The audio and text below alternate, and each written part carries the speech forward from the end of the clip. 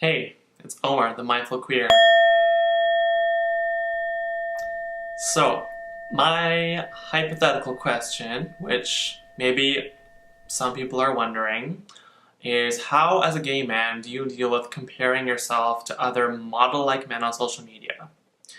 First of all, comparing yourself is totally normal. I see photos of very beautiful men with thousands of likes on Instagram, but it does make me wonder and question, am I not muscular enough? Am I not tall enough? Is my jawline not chiseled enough? And hold up, why do I suddenly feel less attractive? So, there's this inner voice that goes on and picks at everything about yourself that you don't have enough of, or maybe you just don't have at all. And so, what's going on? It's your ego. Your ego is like a little self centered Regina George, and it wants to continuously identify with your body, your experiences, your possessions, your family, your friends, and just everything in your life that belongs to you. Your ego is what's constantly trying to protect your sense of self. And so when you see somebody that has something that is seen as more valuable than what you have, you start to see them as an enemy. So if you're like me, and you don't identify as being the perfect gay, you know what I mean? Like the Abercrombie and Fitch gay, 30-inch waist, pecs, very defined abs, and 6 feet and white. Yeah, I said that.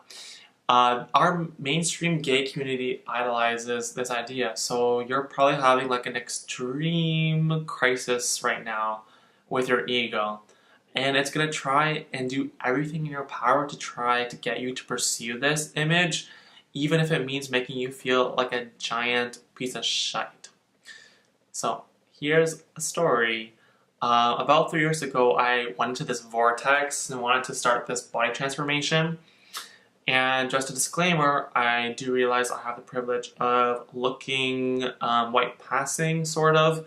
I identify as being cisgendered, able-bodied, and I have genetics that kind of make my body look very naturally skinny. But because of photos of guys on social media, I just felt very insecure all the time that I was just so skinny and bony. And so I started to lift weights and do weight machines at the gym and stuff. And I absolutely hated it. It really made me feel so bored. And the saddest part about it is that I really didn't think I had a choice. And so on and off, I would do this thing over the past, few years of going to the gym and maybe like at home doing some like, I don't know, push-ups, home workout. And I didn't know why I was doing this. I didn't really know why I was doing it to begin with. It certainly wasn't really because of my health.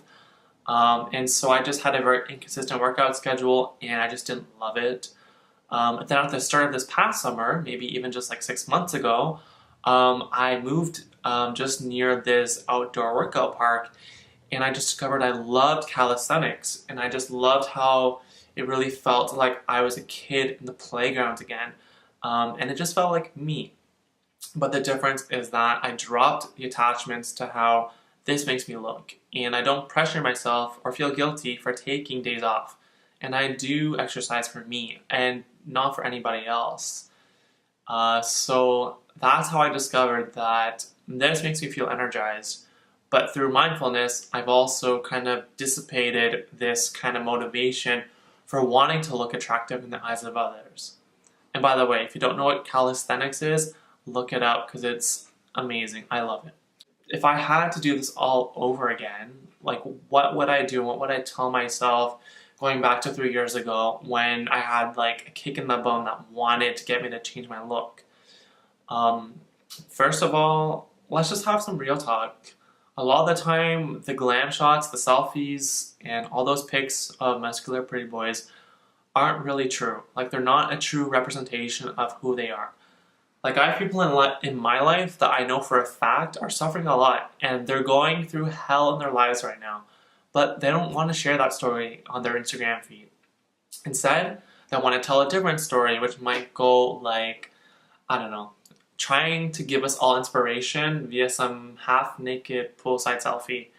and they might have the caption underneath like hump day, margarita emoji. I have no idea why people post pics like this with a completely unrelated caption.